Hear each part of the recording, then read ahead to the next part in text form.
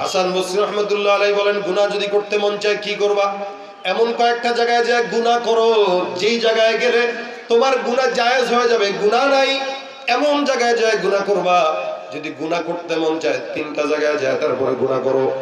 বান্দা তো মহা খুশি হয়ে গেছে, বলে তিনটা জায়গায় এমন কোন জায়গা আছে যে জায়গায় গুনাহ করা যায়?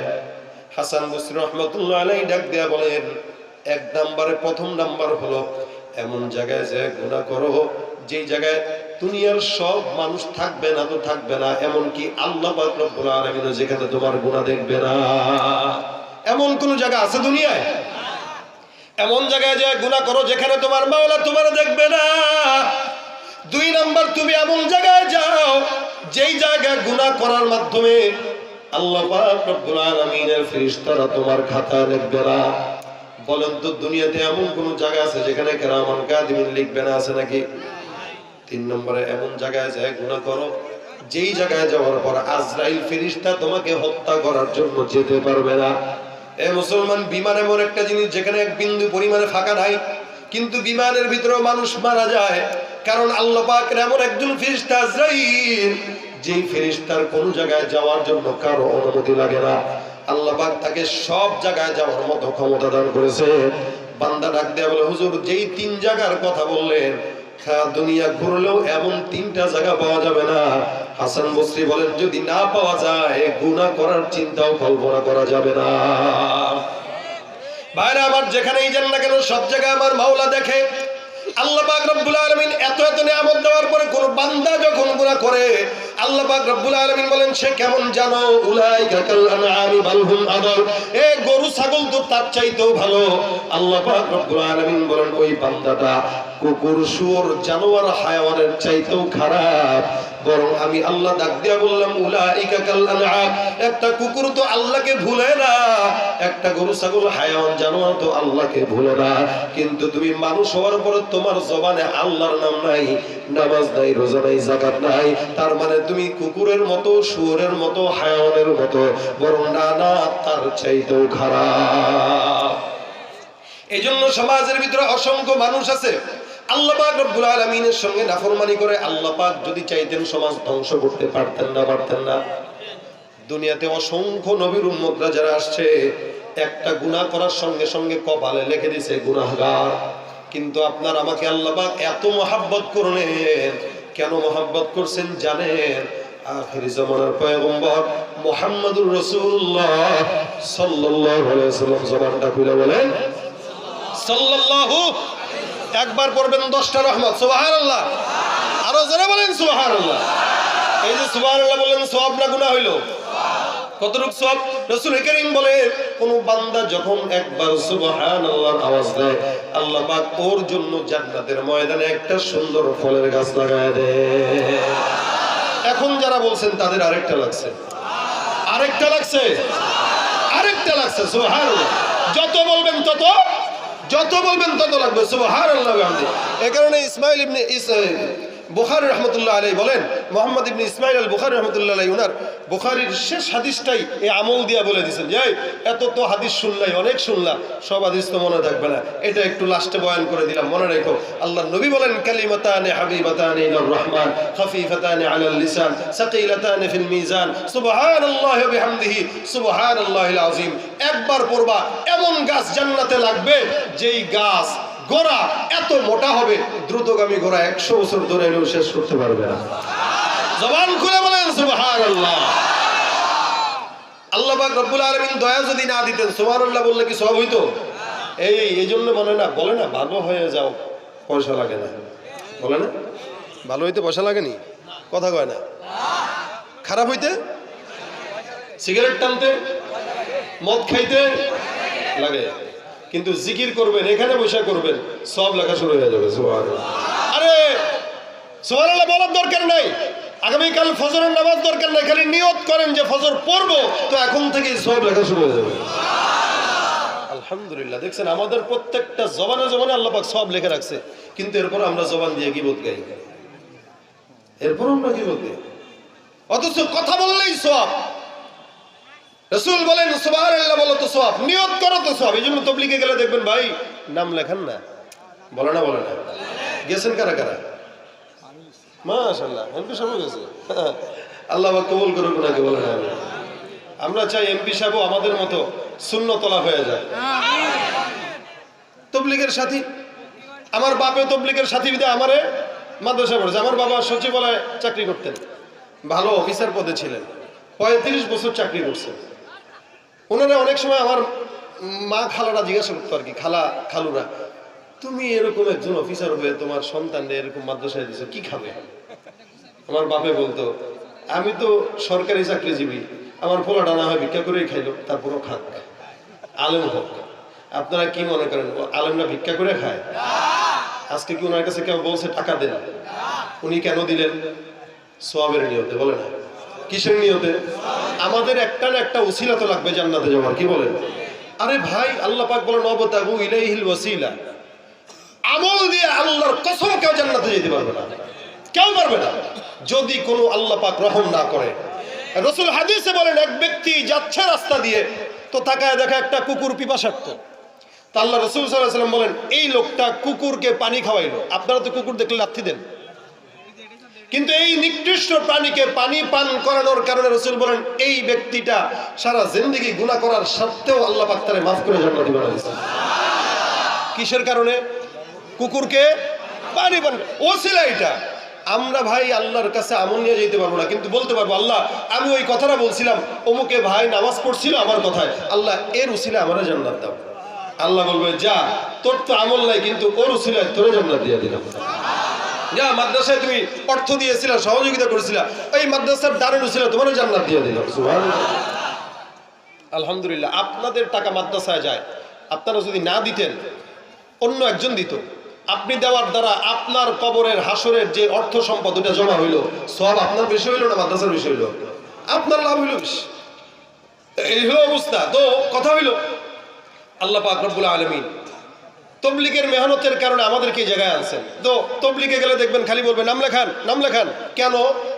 বলে নিয়তেই কি বরকত, বুঝে না? বলেন নিয়তে কি? নিয়তে কি? নিয়ত করলেন আমি সকালে ফজর নামাজ পড়বো, নিয়ত করলেন আমি আর কোনোদিন গুনাহ করব না, নিয়ত করলেন আমি কোনোদিন দাড়ি, কথা বলে না এরা, মুজাকারা করেন মেয়েটা, ইমানি মুজাকারা, আমি কোনোদিন গুনাহ, চুরি, দুর্নীতি, ক্ষমতার অপব্যবহার, ঘুষ, সুদ, নিয়ত করছেন কিন্তু করেন নাই। শুনেন, বুঝেন, নিয়ত করছেন কিন্তু আপনি নিয়ত করছেন যে করব না, এখন আপনি মারা গেলেন, কিন্তু আপনি কিন্তু গুনাহগার। আপনি এতদিন নামাজ পড়েন না, এখন নিয়ত করছেন নামাজ পড়বেন, কিন্তু মারা গেলেন, এখন আপনার হাসর কি? আল্লাহ ফেরেশতাদেরকে, ফেরেশতা তো একদল আছে জাহান্নামের যেগুলা, এগুলো তো টানবে যে আমার কাছে আয়, আর জান্নাতের যেগুলো এগুলো বলবে আমার কাছে আয়, কারণ যেই দলের সেই দলকেই টানে। তা আল্লাহ এখানে বিচারক হয়ে বলবে, এই এরে জাহান্নামে নেওয়া যাবে কেন? ফেরেশতা বলল কেন? আপনারা বলেন কেন? আল্লাহ পাক বলবে, এই বেচারার হায়াত নাই, এটা তো আমি আল্লাহ লিখেই রাখছিলাম। আলহামদুলিল্লাহ আলহামদুলিল্লাহ নাহমাদুহু ওয়া নুসাল্লি আলা রাসূলিহিল কারীম। আম্মা বা'দু ফাআউযু বিল্লাহি মিনাশ শাইতানির রাজীম। বিসমিল্লাহির রাহমানির রাহিম। قد أفلح من زكاها وقد خاب من دساها. صدق الله مولانا العظيم وصدق رسوله النبي الكريم. وقال النبي صلى الله عليه وسلم: إياكم والمعصية فإن بالمعصية حل سخط الله عز وجل، أو كما قال النبي عليه الصلاة والسلام. وقال تعالى في شان حبيبه ومحبوبه مخبرا وآمرا: إن الله وملائكته يصلون على النبي يا أيها الذين آمنوا صلوا عليه وسلموا تسليما. সকলে জবান খুলে মোহাব্বতের দুরূদ ইব্রাহিম পড়ি। আল্লাহুম্মা সাল্লি আলা মুহাম্মাদিন ওয়া আলা আলি মুহাম্মাদ কামা সাল্লাইতা আলা ইব্রাহিম ওয়া আলা আলি ইব্রাহিম ইন্নাকা হামিদুম মাজিদ। আল্লাহুম্মা বারিক আলা মুহাম্মাদিন ওয়া আলা আলি মুহাম্মাদ কামা বারাকতা আলা ইব্রাহিম وعلى آل إبراهيم إنك حميد مجيد الحمد لله শ্রীপুর দারুল উলুম কওমি মাদ্রাসা এতিমখানার উদ্যোগে আয়োজিত দ্বিতীয় বার্ষিক ইসলামী সম্মেলনের আজকে সম্মানিত সভাপতি, উপস্থিত প্রধান অতিথি সহ দিনপ্রিয় ইসলামীয় ভাইরা, আল্লাহ পাক রব্বুল আলামিনের দরবারে অসংখ্য শুকরিয়া যে দ্বীনি মজলিসে দুনিয়াবি ঝামেলা থেকে হেফাজত রেখে আসার বসার সৌভাগ্য দান করেছেন। কালিমাতু শুকর আদায় করে জবান খুলে সকলে বলি আলহামদুলিল্লাহ। আরো একটু জোরে বলেন আলহামদুলিল্লাহ। ডানে বায়ে পিছনে সামনে যত ভাইরা আছেন সবাই মিলে বলেন আলহামদুলিল্লাহ। আলহামদুলিল্লাহ বলে সওয়াব হয় না গুনাহ হয়? আমরা জানি এখানে আমরা আসি নেকের কাজ করার জন্য, যেটা এমপি সাহেব বললেন। আমি ওনার কথাগুলোই শুনছিলাম মনোযোগের সাথে। মোটামুটি রাজনৈতিক ব্যক্তিত্ব যারা আছেন এনারা মাহফিলে এসে রাজনীতির কথা বলেন। আলহামদুলিল্লাহ, উনি আজকে যে কথাগুলো বলছেন এগুলো আমাদেরও দিলের কথা। প্রত্যেকটা মাহফিলে আমি এই কথাগুলোই বলি যে মাহফিল করে সার্থকতা তখন যখন এখান থেকে দুইজন মানুষ নামাজি হইতে পারবে। যদি নামাজি না হইল, অর্থাৎ আজকের দিন আর আগামীকালের দিন যদি আমার পার্থক্যই না হলো, তাহলে আমার জিন্দেগি যত সামনে আগাবে তত গুনাহের দিকে আগাবে। উন্নতি হওয়া দরকার, মানুষের জীবনে উন্নতি চাই, সেটা দুনিয়াবি হোক আখিরাতের হোক। দুনিয়াবি দিক থেকে যেমন উন্নতি হয়, ঠিক আখিরাতের দিক থেকেও উন্নতি যদি না হয় তাহলে দুনিয়ার উন্নতি নিয়ে জান্নাত পাওয়া সম্ভব নয়। আরেকটা বিষয় খুবই গুরুত্বপূর্ণ উনি যেটা বলছেন, এটা অনেক বড় একটা গুরুত্বপূর্ণ বিষয়। আমি প্রায় জায়গায় বলি, সেটা হচ্ছে কমিটিদের দোষের কারণে হয়।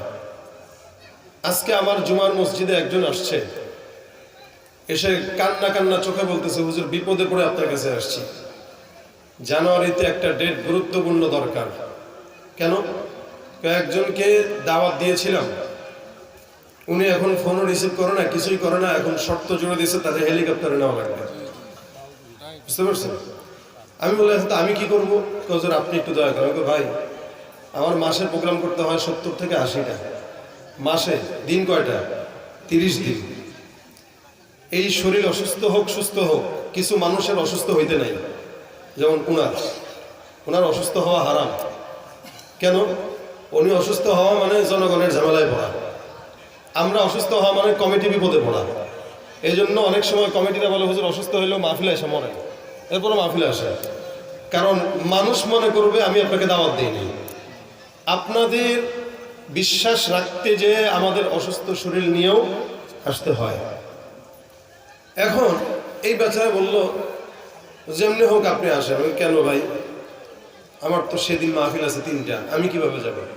তাও বহুত দূর, ভোলা, লালমোহন, মনপুরা, বহুত দূর। অবশেষে তারা বললাম, দোষ আপনাদের। যেই টাকাটা হেলিকপ্টারে দিচ্ছেন ওই টাকাটা গরিবের পিছনে খরচ করেন, সওয়াব হবে।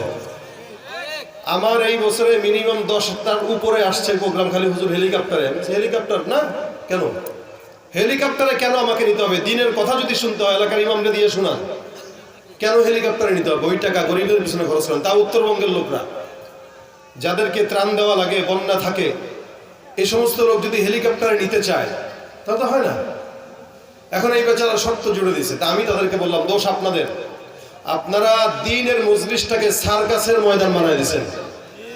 আগে এখানে মাহফিল হয়তো মানুষ চোখের পানি ফেলতো, আর এখন এই জায়গায় এসে লুঙ্গি উঠায় স্টেজে উঠে তারপরে নামে আর কোরআনের বিরুদ্ধাচরণ করে। এখানে সার্কাস দেখায়। 26 ইঞ্চি কে আছে তারা আনো, আসে না নাই? 26 ইঞ্চি ল্যাংড়া লুলা আলেমোনা মাদ্রাসার বারান্দার কাছেও যায় নাই। আপনি তার থেকে দিন কি শিখবেন বলেন? কি শিখতে চান আপনি দিন? এজন্য আমি বলি, কমিটি যারা, এদের ইখলাস দরকার। কমিটির ইখলাস থাকলে ওই মাহফিল দিয়া জনগণের ফায়দা হবে।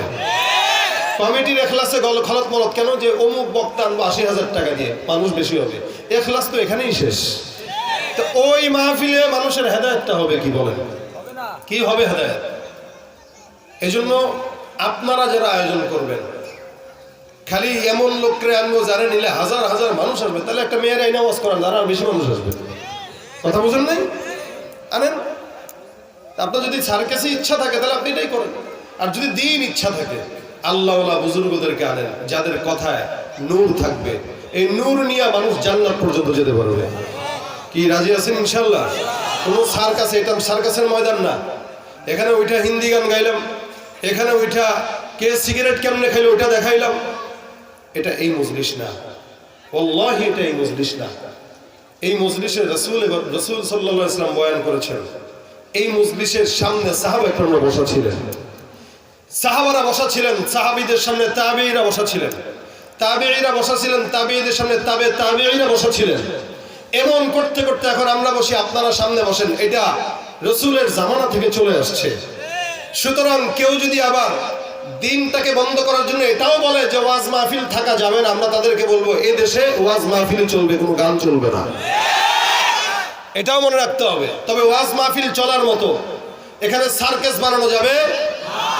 আচ্ছা বলেন, যারা বিরোধিতা করে পারছে বিরোধিতা করে মাহফিল বন্ধ করতে? আপনারা যত বিরোধিতা করবেন তত মাহফিল বাড়তেছে, তত বাড়তেছে। মাদ্রাসার বিরোধিতা যত করবেন মাদ্রাসা তত বাড়তেছে। মসজিদের বিরোধিতা যত করেন মসজিদ তত। এমন একটা দেশ বাংলাদেশ, যেই বাংলাদেশে হাঁটবেন পথে পথে মসজিদ পাওয়া যায়, অন্য কোনো দেশে এটা পাবেন না। আপনি বিভিন্ন দেশে যান, মসজিদে নামাজ পড়ার জন্য আপনার ঘুরতে হবে বিশাল, একিরে মসজিদ কোথায়?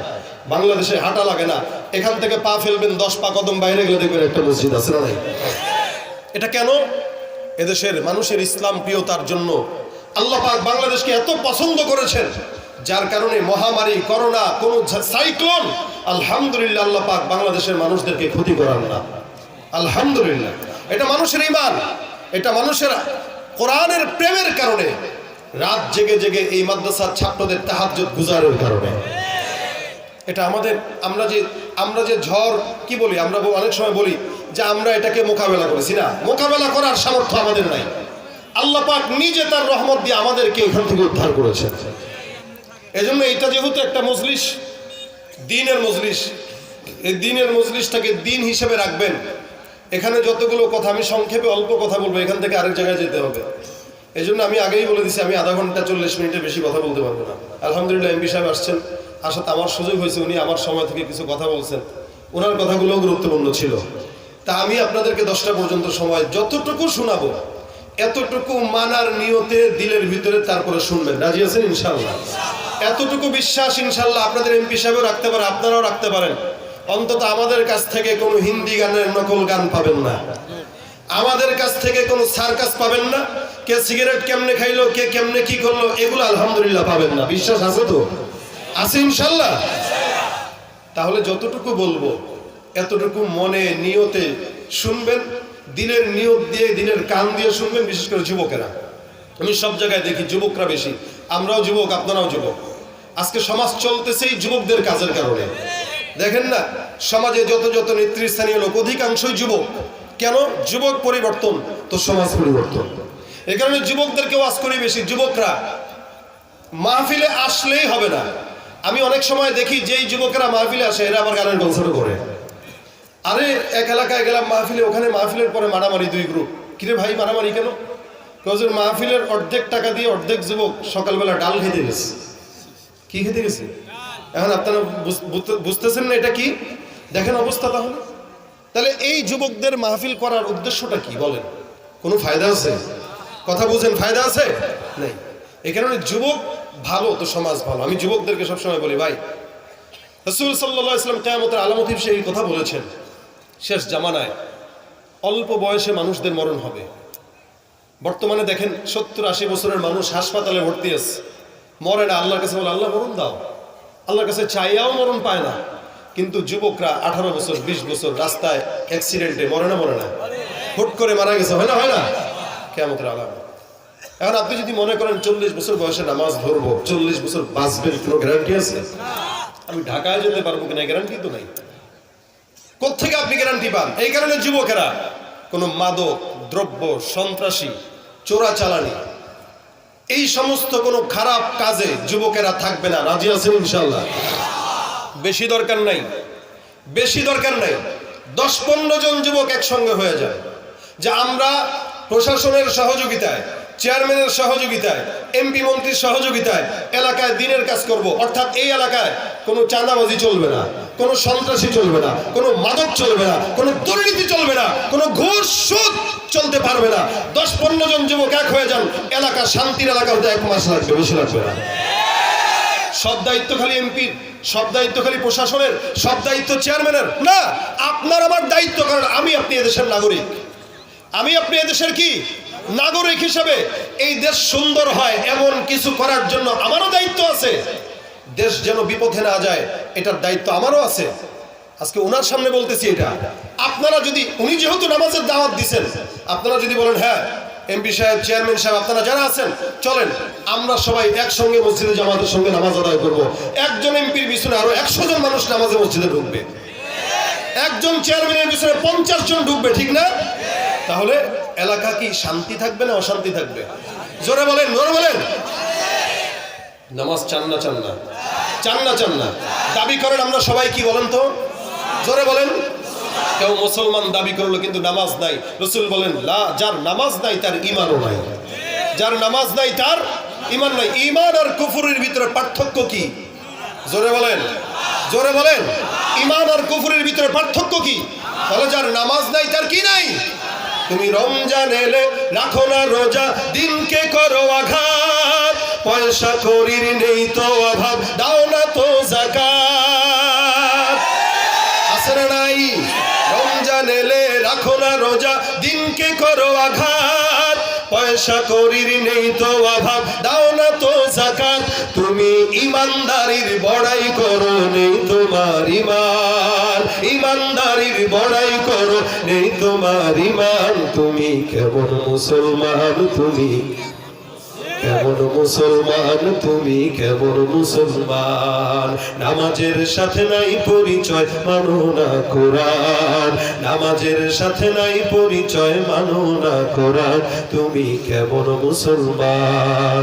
নবীর উম্মত দাবি করো, সুন্নাহ মানো না, নবীর অপমানে তোমার হৃদয় কাঁদে না।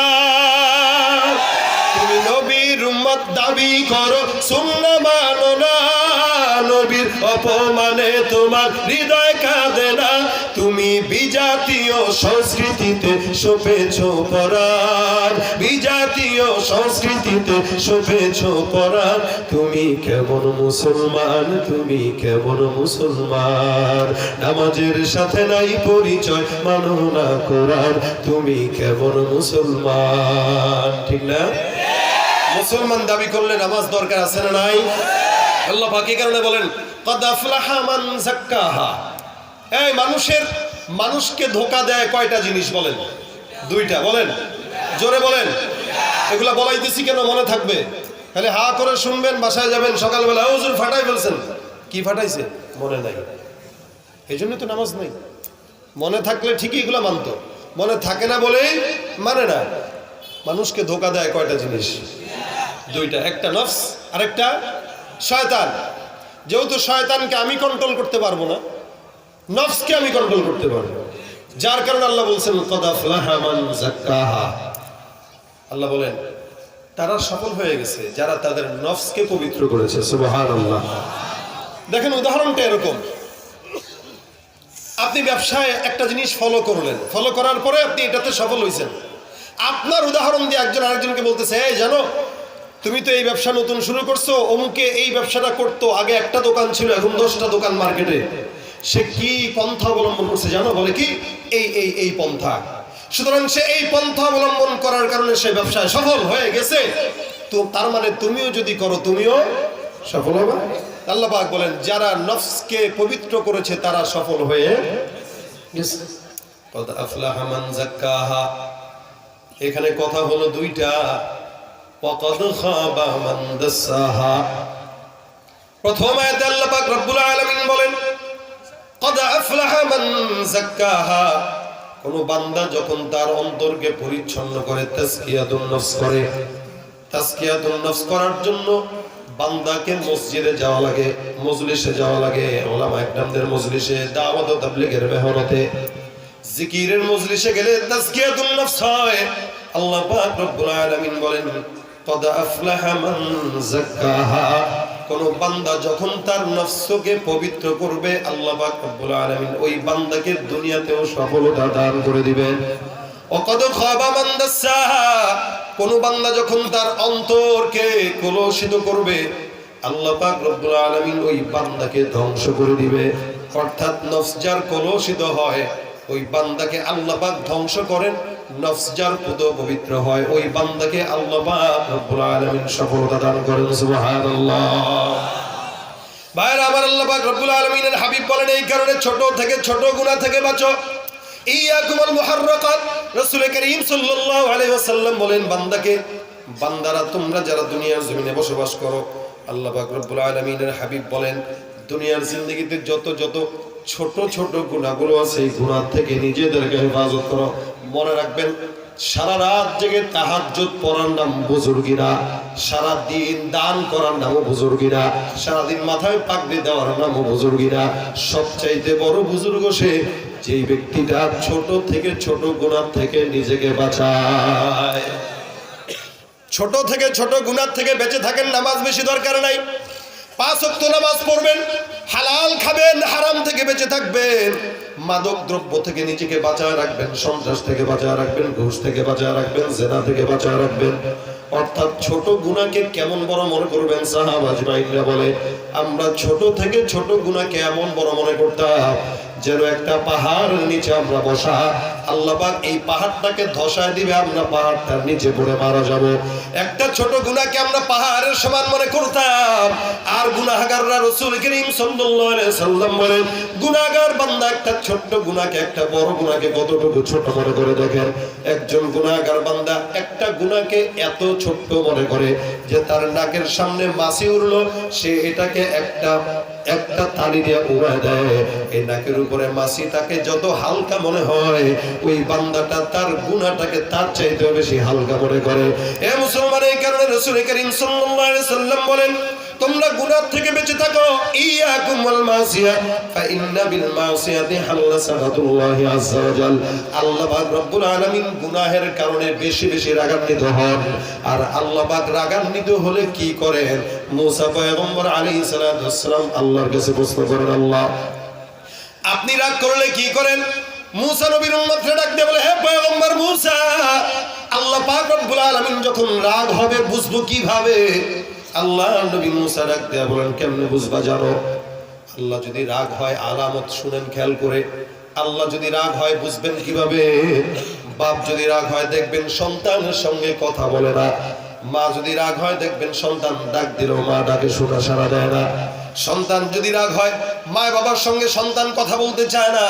আল্লাহ পাক রব্বুল আলামিনের পয়গম্বর মুসা ডাক দিয়ে বলেন, আমার মালিক যদি রাগ হয় তাহলে আল্লাহ কি করে জানো?